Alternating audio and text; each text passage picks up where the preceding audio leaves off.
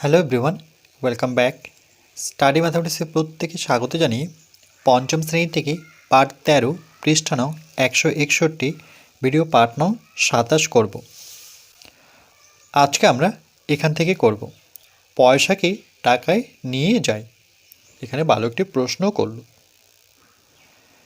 তাহলে 100 পয়সা সমান 1 টাকা। প্রথমে যেটা জানতে হবে সেটা হচ্ছে 100 পয়সা 1 টাকা বা 1 টাকা সমান 100 পয়সা। তাহলে 36 পয়সাকে যখন টাকায় নিয়ে যাব আমরা, তখন 100 দিয়ে ভাগ করতে হবে। 36 পয়সা এটাকে আমরা টাকায় নিয়ে যাব। তাহলে আমরা জানি কি যে 100 পয়সা মিলে 1 টাকা হয়। আগে যেমন 1 পয়সা 2 পয়সা 3 পয়সা এগুলো চলতো। তাহলে এরকম 100 পয়সা নিয়ে 1 টাকা হতো। তখন 1 টাকার মূল্য অনেক ছিল, যেমন এখন 1000 টাকার মূল্য, তখন 1 টাকার মূল্য সমান। কেন? কেন কি 1 পয়সা করে 100টা পয়সা তো অনেক পয়সা, তখন 1 টাকা ধরা হতো। এখন তো 50 পয়সা চলে না, দুটো 50 পয়সা মিলে 1 টাকা হয়। আবার 25 পয়সা ছিল, এখন শুধু 1 টাকা কয়েনই চলে। তাহলে 36 পয়সা এটাও একক পয়সা। তাহলে পয়সা দিয়ে পয়সাকে ভাগ করলে আমরা টাকা পাবো। তাহলে প্রথমে আমরা ভাগ করে নিই। ভাগ করে দেখাই যে 100 দিয়ে আমরা ভাগ করব 36কে। এটার একক দিতে হবে পয়সা, কেন কি এটাও পয়সা এটাও পয়সা। কিন্তু 100 দিয়ে 36কে তো ভাগ যায় না। কেন? যেহেতু 36 ছোট। তাহলে প্রথমে কী নিতে হবে? এটাকে বড় করার জন্য এখানে শূন্য নিলে পরে এখানে দশমিক দিতে হবে, মানে দশমিকের পরিবর্তে এখানে শূন্য নিতে হয়। তাহলে কত হলো? 360। তাহলে 3 দিয়ে যদি গুণ করি 100কে, তাহলে কত পাবো? 300। যদি 4 দিয়ে দিতাম তাহলে 400, সেটা 360-এর থেকে বড় হতো। বড় সংখ্যা নিতে পারবো না, তাহলে বিয়োগ করে 0 থেকে 0 বিয়োগ করলে 0, 6 থেকে 0 বিয়োগ করলে পরে 6। এরপর যেহেতু 60 100 থেকে ছোট আর দশমিক প্রথমেই নিয়েছি, তাহলে দশমিকের জন্য এখানে আবার 0 নেব। তাহলে কত হলো? 600। তাহলে 6 দিয়ে 100কে গুণ করলে কত হয়ে যাচ্ছে? 600 হয়ে যাচ্ছে। তাহলে বিয়োগফল কত? 0। কিন্তু আমরা এভাবে শিখব না। এটা কি করে আসলো সেটা দেখালাম, যে 0.36। তাহলে কি করে শিখব আমরা? তাহলে দেখো এখানে, তাহলে এটা একক কী ছিল? পয়সা। তাহলে পয়সা দিয়ে পয়সাকে ভাগ করলে যেটা ভাগফল, সেটার একক লিখতে হয় টাকা। তাহলে এখানে লিখব 0.36 টাকা। তাহলে পয়সা থেকে টাকাতে আসলে 0.36 পাবো। এই যে, তাহলে 36 পয়সাকে যখন 100 দিয়ে ভাগ করা হবে, তাহলে আমরা 0.36 পাবো। কিন্তু একবারে কি করে করব? আমরা ভাগ না করে কি করে করব? 36কে যখন 100 দিয়ে ভাগ করব, তাহলে সমান, এখানে ভাগের আগে যেটা সংখ্যা থাকে সেটা প্রথমে লিখতে হয়, আর দাগের নিচে ভাগের পরের সংখ্যাটা লিখতে হয়। তাহলে 36 বাই কত? 100। এবার এখানে শূন্য গুনতে হয়। কটা শূন্য? 1 2, দুটো শূন্য। তাহলে দুটো অঙ্ক এগিয়ে দশমিক দিতে হবে। এটা একটা সামান্য ভগ্নাংশ, এখান থেকে আমরা দশমিক ভগ্নাংশে আসবো। যেহেতু দুটো শূন্য, তাহলে দুটো অঙ্ক তো দেখতেই পাচ্ছি, উপরে দুটো অঙ্ক আছে, শুধু দশমিকটা আগে বসাতে হবে। তাহলে দেখো ভাগ করার প্রয়োজন হলো না। 0.36 এখানেও পেয়েছিলাম 0.36। এই জন্য এখানে 0.36 একক তখন দিতে হবে টাকা।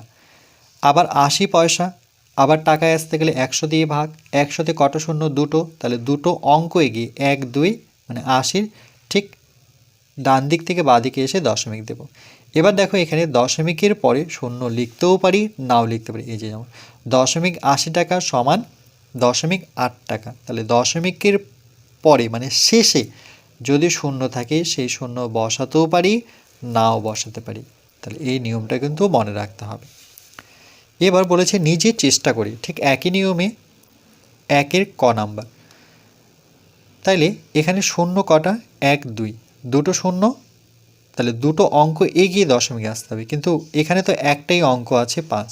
তাহলে আর একটা অঙ্ক আমরা প্রয়োজন অনুযায়ী ডান দিক থেকে বাঁ দিকে সেই অঙ্কটা নিতে হয়, মানে যে সংখ্যাটা দেওয়া থাকবে তার বাঁ দিকে নিতে হবে, ডান দিকে নেব না। এবার দশমিক বসাবো।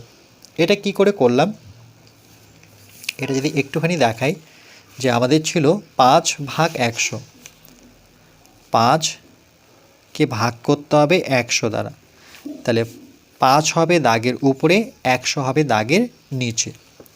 এবার সমান চিহ্ন দিয়ে এখানে শূন্য গুনতে হবে, কটা আছে 1 2, দুটো শূন্য, তাহলে দুটো অঙ্ক এগিয়ে দশমিক আসবে, কিন্তু এখানে তো একটাই অঙ্ক আছে, তাহলে আরেকটা অঙ্ক আমরা 5-এর বাঁ দিকে শূন্য নেব প্রয়োজন অনুযায়ী, যদি না থাকে তাহলে একটা অঙ্ক শূন্য নিতে হয়। এবার দশমিক বসাতে, তাহলে 0.05। এটা আরেকভাবে আমরা জানি যে 10 থাকলে সেখানে দুটো 10 থাকে, 100 থাকলে, ভুল বললাম, 100-তে দুটো 10 থাকে, দুটো 10-এর জন্য 2 ঘর এগিয়ে দশমিক, সেভাবেও কিন্তু ভাবতে পারো। আমি বলতে যাচ্ছি, ধরে নাও 5 বাই কত আছে 100, তাহলে 100কে আমরা এভাবে লিখতে পারি 10 গুণন 10। কেন লিখতে পারি, 1-এর সাথে একটা শূন্য নাও, আবার 1-এর সাথে একটা শূন্য নাও, যেহেতু দুটো 10 তাহলে দুটো অঙ্ক এগিয়ে দশমিক আসবে, কিন্তু উপরে তো একটাই অঙ্ক, তাহলে আরেকটা অঙ্ক প্রয়োজন নেই, শূন্য নিব, তারপরে দশমিক বসে। এভাবেও ভাবতে পারি, নতুবা আমরা দুটো শূন্য গুণে আমরা এভাবে করতে পারি। এরপরে দেখো খ নাম্বার, এখানে শূন্য সংখ্যা কটি 1 2 3টি, তাহলে 3 অঙ্ক এগিয়ে দশমিক আসবে, তাহলে এখানে তো দুটো অঙ্ক, সেটা কি অঙ্ক দুটো 21, তাহলে তার সামনে শূন্য দিয়ে দিলাম, তাহলে কটা অঙ্ক হলো 3টা, দেখো 1 2 3, এবার দশমিক দিয়ে দিই। তাহলে 3টা অঙ্কর ক্ষেত্রে যদি দেখিয়ে দিই যে 21 ভাগ কত 1000 সমান, এখানে 21 হবে উপরে, আর ভাগের পরের সংখ্যাটা সবসময় নিচে হয়, মনে রাখবে, এটাকে লব বলে থাকি, এটাকে হর বলে থাকি। তাহলে একটি ভগ্নাংশের লব বলবো কোনটাকে, দাগের উপরে, আর হর বলবো আমরা দাগের নিচেরটাকে। এই তথ্যটা কিন্তু জানতে হবে।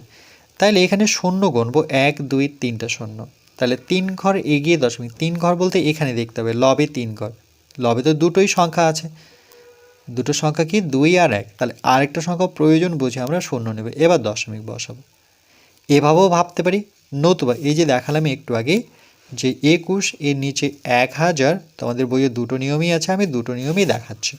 এবার 21 আগে লিখবো, 1-এর সাথে একটা শূন্য নাও, তাহলে কত হলো 10, আবার 1-এর সাথে একটা শূন্য 10, কিন্তু এখানে শর্ত এটাই যে গুণ চিহ্ন দিয়ে বসাতে হবে। তাহলে কটা 10, 3টা 10, তাহলে 3 ঘর এগিয়ে দশমিক, উপরে দুটোই ঘর, তাহলে একটা ঘর শূন্য নাও, দশমিক বসাই। এভাবেও ভাবতে পারি, নতুবা এভাবে ভাবতে পারি। এই অঙ্কগুলোকে আরেকভাবে ভাবতে পারি, যে আমরা জানি একক, দশক, শতক, হাজার, অযুত, লক্ষ ডান দিকে আসলে পরে, কিন্তু ডান দিক থেকে বাঁ দিকে আসলে এগুলো পাবো, কিন্তু এককের ডান দিকে আবার কিছু থাকে দশাংশ, শতাংশ, সহস্রাংশ। এই দশাংশ, শতাংশ, সহস্রাংশ কোনগুলোকে বলবো, দশমিকের পরের সংখ্যাগুলোকে। যেমন দশাংশ বলতে 1/10, শতাংশ বলতে 1/100, সহস্রাংশ আমরা বলবো 1/1000, মানে নিচে 1000 মানে সহস্রাংশ, যেমন দশাংশ নিচে 10, উপরে যেই সংখ্যাই থাক না কেন, শতাংশ নিচে 100, সহস্রাংশ নিচে 1000। তাহলে এই তথ্যটাও কিন্তু জানতে হবে, তাহলে সেই অনুযায়ীও কিন্তু আমরা অঙ্কগুলো করতে পারি। যেমন এখানে এটা শতাংশ, শতাংশ হলে পরে 2 ঘর এগিয়ে দশমিক আসবে, তো সেটা যদি মনে করতে পারছো না, তাহলে আমার মতে যে এখানে শূন্য গণ 1 2, দুটো শূন্য, তাহলে 2 ঘর এগিয়ে দশমিক, 6 7, তার আগে দশমিক বসে দাও, হয়ে গেল। এখানে কটা শূন্য, একটা, তাহলে 1 ঘর এগিয়ে দশমিক, কিন্তু উপরে তো দুটো ঘর আছে, দুটো সংখ্যা আছে, তাহলে দশমিকটা হবে ঠিক মাঝখানে, এই যে 1 ঘর এগিয়ে আসলাম। ঠিক একইভাবে দেখো নাম্বার, 81কে ভাগ করতে হবে 100 দ্বারা, তাহলে 100-তে কটা শূন্য, দুটো শূন্য, তাহলে 2 ঘর এগিয়ে দশমিক আসবো, 2 ঘর এখানে কি আছে 8 1, তাহলে এই যে 2 ঘর এগিয়ে দশমিক বসে দিই।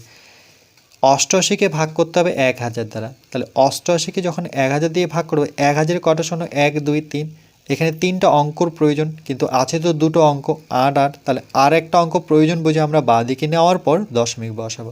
দেখো কত ফাস্ট করছি। 95কে 10 দিয়ে ভাগ করতে হবে, 10-এ যেহেতু একটা শূন্য, তাহলে এখানে 95 দুটো অঙ্ক, তাহলে এক অঙ্ক এগিয়ে দশমিকটা বসাতে হবে, তখন কিন্তু শূন্যর প্রয়োজন হচ্ছে না। এখানে যেমন শূন্যর প্রয়োজন হবে, কেন এখানে একটা শূন্য, কিন্তু এখানে ভাগ করতে হচ্ছে 101কে 10 দ্বারা, তাহলে একটা শূন্যর জন্য 1 ঘর এগিয়ে, না এখানে শূন্য প্রয়োজন নেই, ভুল বললাম, 1 ঘর এগিয়ে আমরা দশমিক বসাবো। এরপর নাম্বার, 223কে 100 দ্বারা ভাগ করতে হবে, তাহলে 100-তে দুটো শূন্য, তাহলে 2 ঘর এগিয়ে দশমিক, তাহলে প্রথমে এটা বসাই, 2 2 3, তাহলে 1 2, তাহলে 1 2 সংখ্যা গুনবো, দশমিক বসাবো। এখানে দেখো 1 2 3টে শূন্য, তাহলে 334কে 1000 দিয়ে ভাগ করলে এখানে 3টাই সংখ্যা আছে, 3 3 4। এবার শূন্য গুনবো 1 2 3, তাহলে 1 2 3, 3 ঘর এগিয়ে আমরা দশমিক দেব। তারপরে ট নাম্বার দেখো 410কে 10 দিয়ে ভাগ করতে হবে, তাহলে 10-এ যেহেতু একটা শূন্য, তাহলে প্রথমে বসাবো 4 1 0, দশমিক বসবে 1 ঘর এগিয়ে একটা শূন্যর জন্য। এটাকে কি লিখতে পারি, আমি কি বললাম, দশমিকের ডান দিকে শূন্য থাকলে লিখতেও পারি, নাও লিখতে পারি, তাহলে এখানে শুধু কিন্তু 41ও লেখা যায়। এটার ক্ষেত্রে দেখো 900কে ভাগ করতে হবে 1000 দ্বারা, তাহলে 1000-এ 1 2 3টা শূন্য, তাহলে 3 ঘর এগিয়ে দশমিক, তাহলে 3টা ঘর তো এখানে আছে, মানে 3টা সংখ্যা আছে, শুধু দশমিকটা এখানে বসাবো। কিন্তু যেহেতু 9-এর শেষে আর দশমিক আছে আর শেষে শূন্যগুলো আছে, তাহলে আমি শূন্যগুলো লিখতেও পারি, নাও লিখতে পারি, তাহলে আমি কিন্তু শুধু 0.9 বসাতে পারি। 0.9 নতুবা 0.900, দুটোরই কিন্তু অর্থ একই। এরপর 2 নাম্বার 44 পয়সাকে আমরা টাকায় নিয়ে আসবো, তাহলে পয়সা থেকে টাকায় আসতে গেলে 100 দিয়ে ভাগ করতে হবে, তাহলে এখানে আমরা 100 দিয়ে ভাগ করব, তাহলে 44 পয়সা, তাহলে এখানে লিখব 44, তারপরে ভাগ চিহ্ন দিয়ে আমরা 100 বসাবো। যখনই আমরা 100 দেব তখন কিন্তু আর পয়সা একক থাকলো না, সেটার একক হয়ে গেল টাকা, এটা মনে রাখতে হবে। তাহলে 100 দিয়ে ভাগ আমরা কি শিখলাম, ভাগ না করেও আমরা করতে পারি, কেন এখানে কটা শূন্য, দুটো, তাহলে 2 ঘর এগিয়ে দশমিক আসবে, তাহলে 4 4, দশমিক এখানে বসবে, 0.44 একক লিখব টাকা।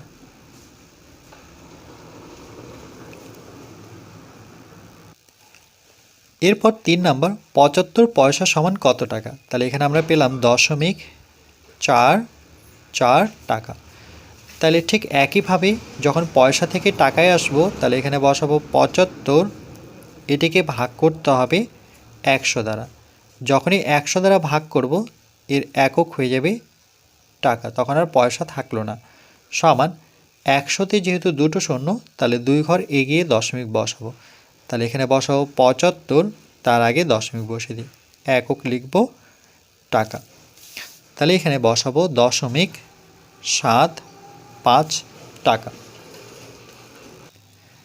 এরপর 4 নম্বর প্রশ্ন 50 পয়সা সমান কত টাকা, তাহলে 50 পয়সা, 50কে আমরা 100 দ্বারা ভাগ করলে পরে এর একক হয়ে যাবে টাকা, সমান, তাহলে দেখো এখানে 100-তে কটা শূন্য, দুটো, তাহলে 2 ঘর এগিয়ে দশমিক আসবে, তাহলে 50 বসাবো, দুটো অঙ্ক, তার আগে দশমিক, এখানে লিখতে হবে টাকা। কিন্তু এটাকে আরেকভাবে লিখতে পারি, দশমিক দেওয়ার পর শেষে যদি শূন্য থাকে, দশমিকের শেষে, সংখ্যার শেষে যদি শূন্য থাকে, সেই শূন্য আমরা লিখতেও পারি, নাও লিখতে পারি, তো আমি এবার লিখব না, 0.5 টাকা। দুটোর অর্থ কিন্তু একই বোঝে, হয় আমরা 0.50 টাকা লিখতে পারি, নতুবা 0.5 টাকা লিখতে পারি। এরপর 5 নাম্বার 90 পয়সা সমান কত টাকা, তাহলে এখানে আমরা লিখব 0.5 টাকা বা 50 টাকা। ঠিক একইভাবে পয়সাকে টাকায় নিয়ে আসতে গেলে 100 দিয়ে ভাগ করতে হবে, যখনই 100 বসাবো তখন একক আর পয়সা লিখতে পারবো না, এককটা এখানে লিখতে হবে টাকা।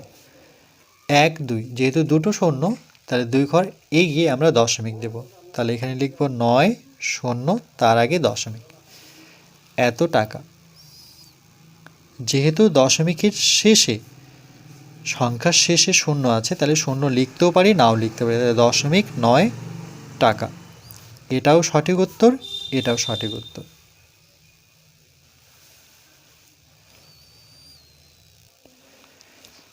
শিখন সামর্থ্য আমরা কি শিখলাম, এই পার্ট 13 থেকে মনে মনে হিসাব করে পয়সাকে টাকায় পরিণত করা ও দশমিক বিন্দুর বাম দিকে এক ঘর করে সরে যাওয়া সম্বন্ধে ধারণা। যেমন একটা শূন্য থাকলে বাম দিকে এক ঘর সরেছি, দুটো শূন্য থাকলে ডান দিক থেকে বাম দিকে দুটো ঘর সরেছে। যখন 3টা শূন্য ছিল তখন বাম দিক থেকে ডান দিকে 3 ঘর সরেছে। এই যে এক এক করে সরে যাওয়া।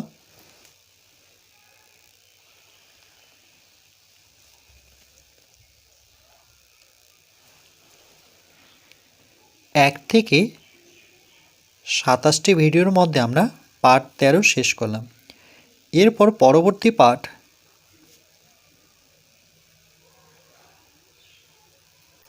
পার্ট 14 করব।